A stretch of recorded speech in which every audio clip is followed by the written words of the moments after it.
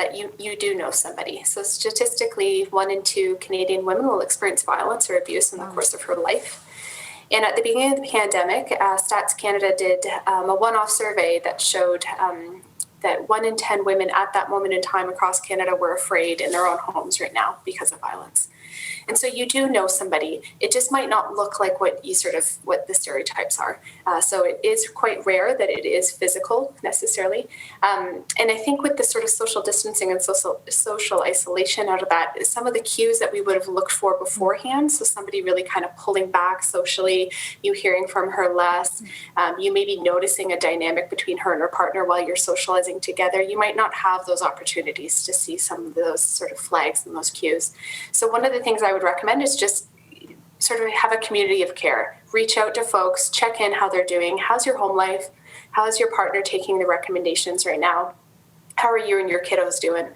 And if I can be so bold as sort of to give you a few don'ts and a few do's as you go about navigating those conversations and what might come up out of them.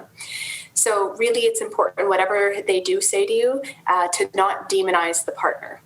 So it could be pretty atrocious. It could be sort of really ridiculous behavior that you think she just needs to leave now. But the instant that you go into demonizing him, she'll probably defensively shut down. And so she'll have lost that conduit to support through you.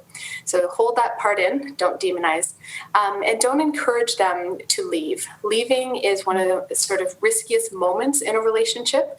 And in terms of service provisioning, that's when we wrap the most amount of care around her. We do the most amount of safety planning and risk assessment.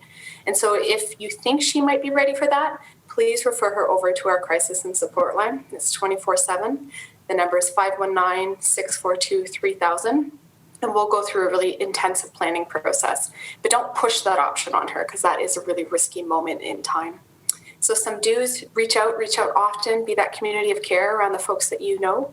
Ask how their partner's managing health recommendations or just everything going on in life right now.